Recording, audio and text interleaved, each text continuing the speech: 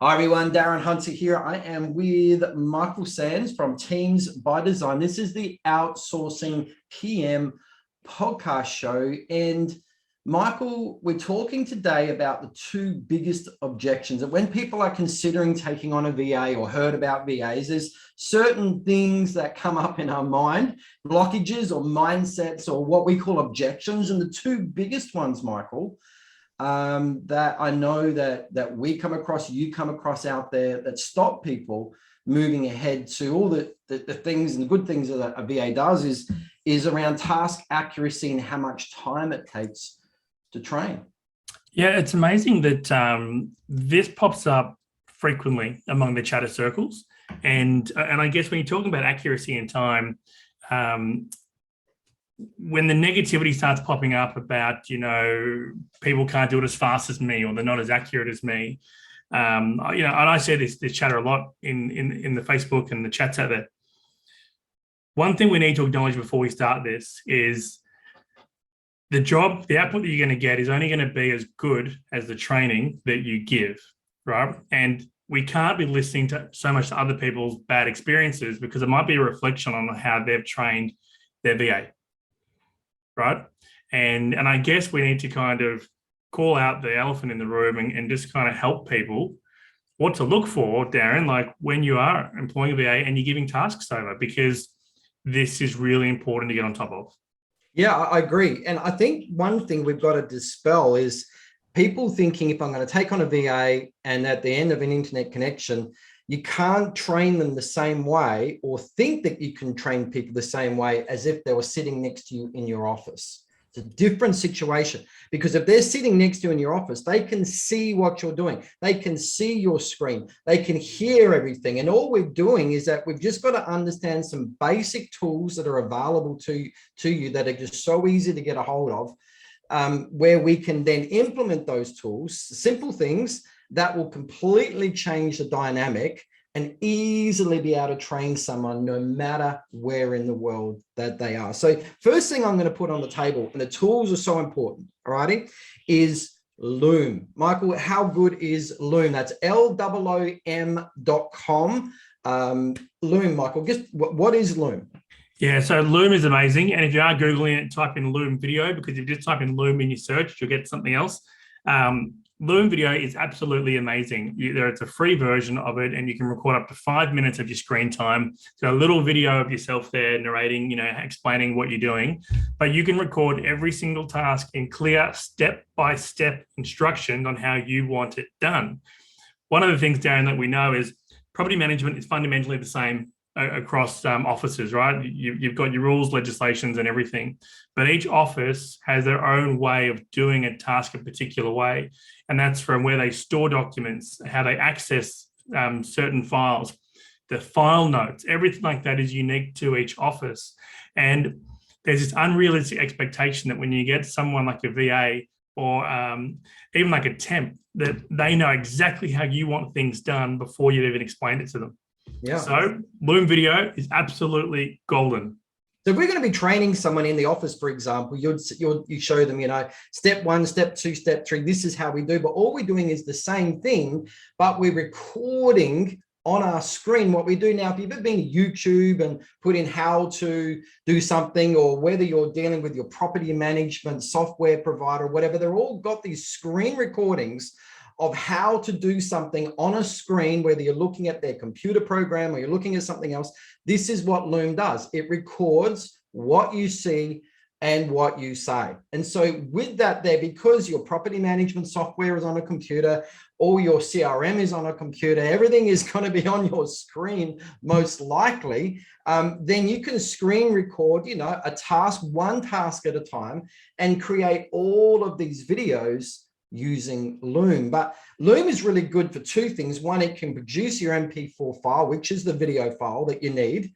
If you're going to be creating a task that people need to be referring to over and over again, it's more than just going to be used once, then you're going to need to keep a video for future reference. But if you've just got a one-off task as well, Loom can simply just load it straight to the internet and give you an internet link that you can give to your VA as well. So Michael, with your clients with Teams by Design, what's the most common things that they do when it comes to creating this MP4 Loom video, but then creating a library of tasks and a library of these videos? What's some of the best ways to present this library? Yeah, sure. So the best way out there and the easiest thing to use is YouTube. You can set up a private channel on YouTube, and all these videos you can store in playlists. So how to do lease renewals, how to add the process around arrears. It can be clearly labeled there with any notes, also step-by-step in point form on what your expectations are. That's the easiest way, right? Another simple way is some companies have intranets, right, Darren? So where people just have access internally to a certain web platform, like Teams by Design, for example. We have a YouTube channel, an internal YouTube, and also an intranet. So when we do a training video, it goes on the intranet. So anyone that's new can go on and type in keywords and it will come what they're looking for. And previous, Darren, like with my real estate agency, we used like Zendesk many, many moons ago, which we also used for our tenants and our owners, which had access on our website. Right, going off on a tangent there, but you're able to go and just type in what to do when it rains or how do I change a light bulb, and up would come the FAQ video. Wow. Step by step. So the same thing with your VA. Yeah, but isn't YouTube just public videos? So people might be afraid of their videos being shown to the public. I think people don't really understand the full benefit of YouTube. Yes, you can make your videos public and searchable by everybody out there, but there are two other settings. One is private, which means that only the person that has the email address linked to it can access that video.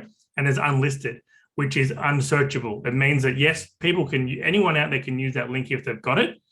But if you're just giving it to your team members, you can give an unlisted and they can access it. And you can always make that restricted afterwards. Yeah. Right. I mean, we have a whole training platform which is unlisted that anyone can have access to, but only our team know about it. So you could create, for example, an unlisted YouTube playlist, and we talk about playlists just on email management or just on how to do lease renewals or whatever task. You can have all the mini videos, step 1, step 2, step 3 in unlisted playlists on YouTube, right? Yeah, and I've got clients out there and like other agents that I see, and they are so process driven, and their videos, their step-by-step guides are amazing, like just next level. And then there's other agents out there that just don't know themselves how to follow a methodical formula.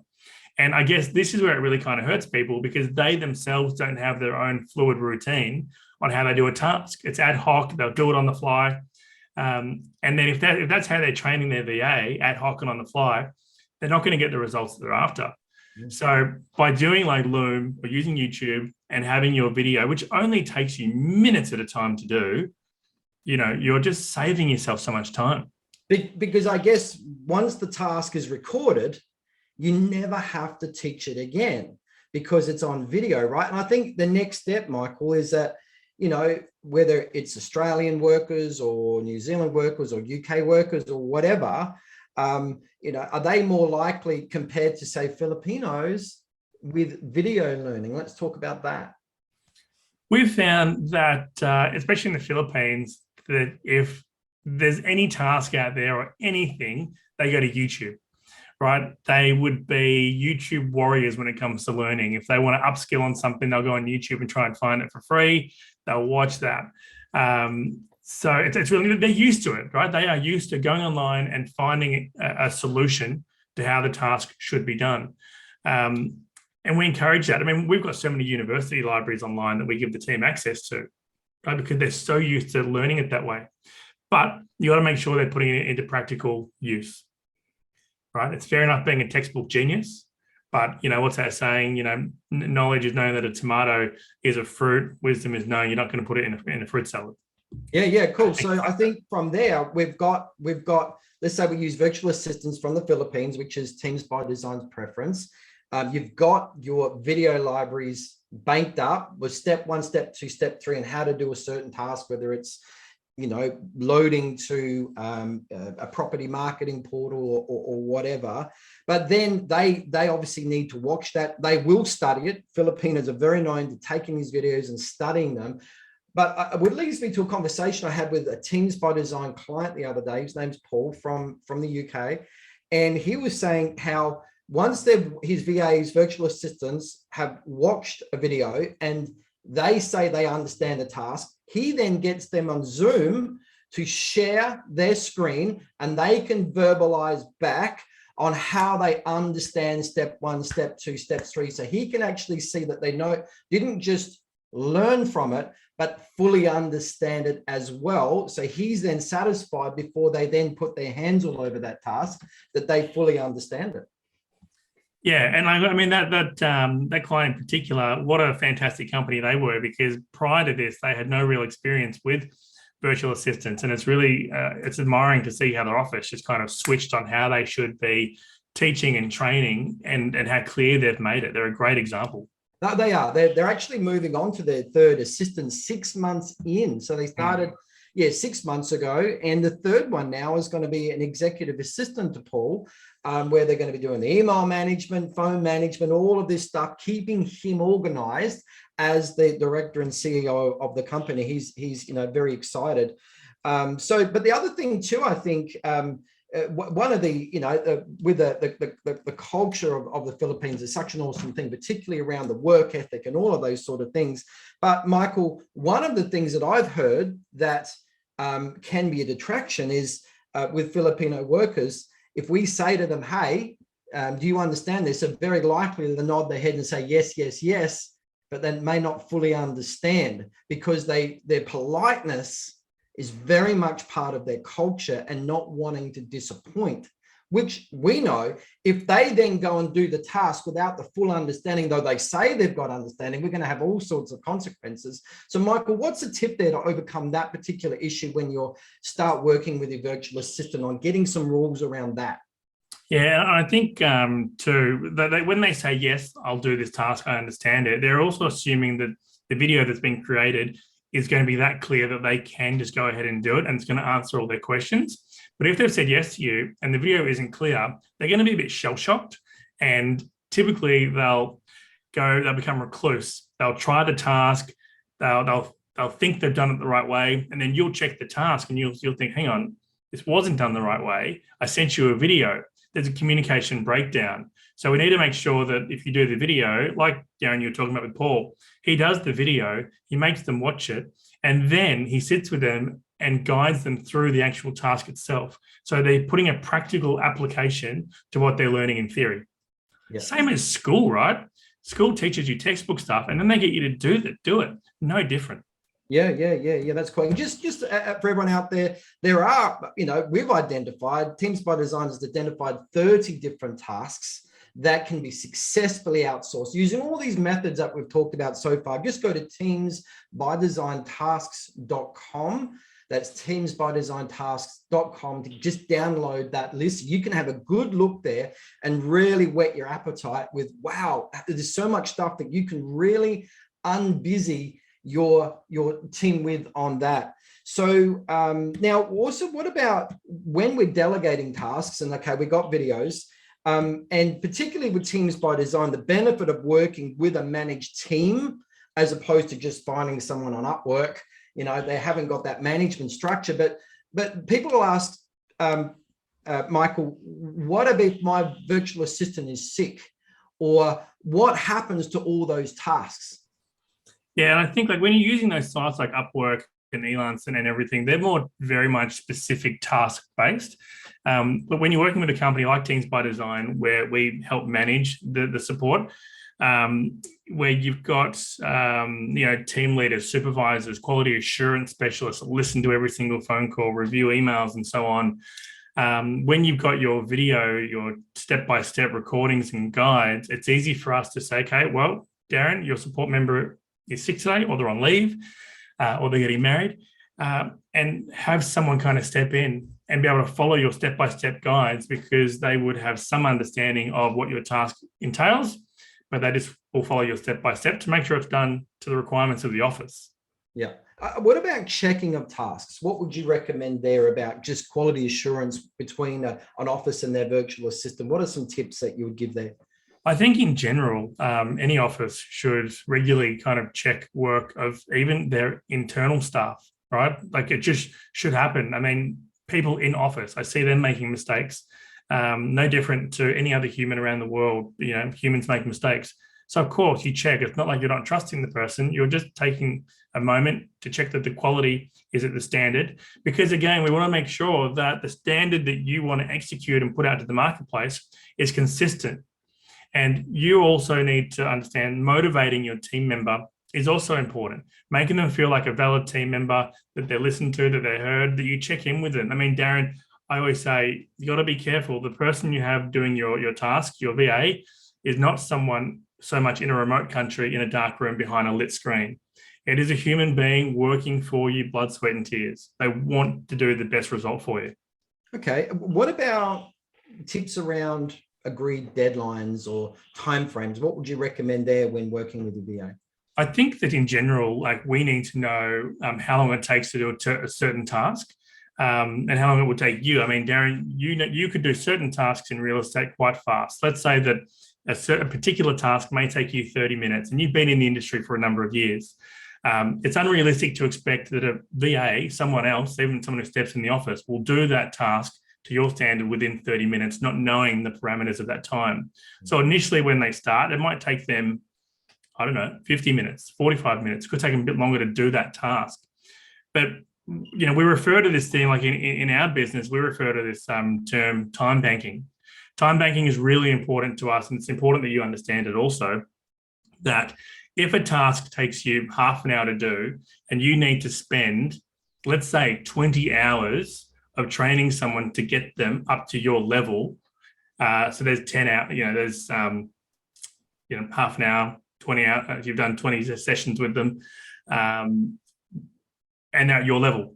Once they start doing that task on their own, after 20 hours, 40 hours, the time you've invested in that, you're now getting that back. You now have half an hour every day to allocate to another growth focused, income producing customer service task. So it's really important that, yes, you have a task, take the time to master it. Don't worry, you are going to get the time back that you've invested in spades. I promise you, it is so rewarding. Don't think that by giving someone a task today and you've done a 30-minute session with them, that's it. Invest the initial time, because it will pay dividends. All right, we'll move to talk more about this time banking in a sec. But so we've talked about Loom, creating temporary one-off tasks, instructions, and we can give them a link, or we can create the same video. We can download it from Zoom. We can load it to YouTube for a permanent task library. So we never have to train it again, unless, of course, the actual way that the task changes. So we need to then go and change the actual video. Which is great. So we've saved so much time there. We've just created a step-by-step video procedures manual that we never have to do that video again. And we've got people that are very happy to learn from videos. But certainly, where could we now task things individually to staff? And can you tell us about Slack? Yeah, so there's a few options that we use, I guess, to help assign tasks and also communicate. So if there's a task, Darren, that we would assign it through Asana. There's a number of platforms out there like Trello, Monday, ClickUp, that people can use. For us, we basically use Asana internally, and then some clients use Trello and some other platforms. That's really important to use, because if there's a particular task, like Darren, I can assign you a task, I can put a deadline to that task when I need it done. I can tag the relevant people that need to be part of that task in there, so there is pure visibility, timeline visibility, and accountability, right? That's what we're looking for. Communicating in the team, I mean, we use Slack with our team. It's quite a large team, so we use Slack. And we also set up Slack channels with all of our clients. When you've got a VA, it's important to know that you can communicate with them on all platforms: phone, chat, email. So there's no excuse why you can't communicate.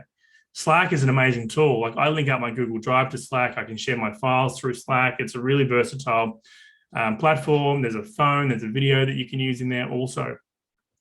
When we assign a task, it's easy. Darren, I'll assign you a task, and then I can send you a message on Slack saying, Darren, I've just assigned you this task on Slack, on Asana, and then just have some details on there. Slack is also Zoom link. We can drop in the Zoom link so you can actually see the screen recording as well. You can put a date in there, the person you're assigning it to. Yeah. And like what we see too is, Darren, some people use like Skype to communicate or WhatsApp. That gets really messy because you've got one channel there with multiple different chats going on. Using something like Slack, you can have, your company can have multiple channels within that, and you only have the people that are relevant to that particular task in that chat. So it's not confusing anybody else, and it's super specific. Yeah, no, that's great. And certainly Google Chat is really good too, because if you go into your, say, for example, your desktop, go into your Gmail or your inbox, there you'll actually see on the left-hand side that you're able to chat with your VAs as well. You can assign Google tasks. So even Google itself has a universe there for tasking, for deadlines, for chatting, for video, for phone calls, all of those sorts of things too. So we are in the virtual age of virtual work. All of these platforms, Microsoft, Google, Facebook, all of them have work platforms that you can do all your team members, because in lockdown, people have worked out that team members can not only work from home, but they can work from anywhere in the world. And COVID has forced people's hand into that. So, Michael, let's just talk about now the second biggest objection that people had. And I think we've already answered a lot of this already, is that this is just going to take too much of my time. I may as well do it myself. Yeah, and we see that a lot. Again, people have got so much experience in the industry, and yes, they can do things faster and better because they've had so much experience and nurturing from their own mentors. But we need to acknowledge that that's happened to us, and no one becomes a doctor overnight. No one learns how to run overnight. There's a process in place. Yes, they're adults. When we recruit, we look for certain attributes so people are switched on, so they can pick up tasks relatively fast and easy. But you need to give yourself the emotional permission to spend the time up front to get the task sorted, so that you are, again, we referenced time banking before. Spend the time now, spend the 5, 10, 20 hours now training on that particular task, so that once they're that expert, you get all that time back in your day. Darren, here's a good scenario. When you're entering any invoices into your property CRMs and you're doing like bank reconciliation, a lot of officers think, no, only I can do this. I'm the only person in the world that can do this. And we ask them, how many hours in a day does it take up for you? Between 1 and 2 hours a day. I mean, we have a client in New Zealand. They were spending almost 2 hours a day. And we were able to show them by bringing in a virtual assistant. They did some really clear training and everything around the accounting, the receipting and the invoices. They're not doing that anymore because their VA support staff is doing the inputting of invoices and reconciliation. And that's 2 hours a day, Darren, that they're saving. That's 10 hours a week they've got back in their day. And morning time too. I mean, how crazy are the mornings when you need to get stuff done and you're stuck doing accounting and receipting? That's gone from them now. But if we create these video library of how the task is done, step 1, step 2, step 3, and something happens to the virtual assistant and they move on, it's going to be really easy for virtual assistant number 2, number 3, number 4, or whatever. Or if you want to bring on another person together with your number 1 virtual assistant or whatever, the work is done. And long as your videos are accurate and you're checking their work, it's just going to work. And so, the people that I've spoke to, the Teams by Design clients that I've spoken to, Michael, when I say, how do you deal with this time? Well, they just say, look, it's no use burdening yourself anymore. Just keep on doing the same task because you think someone else can't do it as good as you. It's just not correct. And I probably want to make a comment here. With my team, there's things that I'll go, all right, I'm going to assign them this task. I know they're only going to get it up to 80% correct, but then when they've got to that bit, then I'm just going to do the fine tuning at the end of it. Whether it doesn't matter what it is, then I'm just going to work on it then. But they're doing all that 80% work that I don't have to do. And if I just have to do a bit of fine tuning, now it's taking me 20% effort instead of 100% effort. And that works really well for me too, just to throw it out them as long as they've got a basic understanding. And away they go. So, virtual assistants certainly for me have been very freeing. And Michael, if people are wanting to talk to you about virtual assistants and how it could possibly work for them and what things can they easily outsource to a virtual assistant to free them up, unbusy their team, unshackle their team, to focus on the high value dollar productive tasks, what's the next step? What do they need to do to get in touch with you? The best way would go to the website, teamsbydesign.com/contact us, and or just teamsbydesign.com and click on contact us, drop us your name and phone number, and we'll get back to you ASAP and go through how we can help you. Cool. All right, Michael, good podcast. Well done. And thank you. Bye.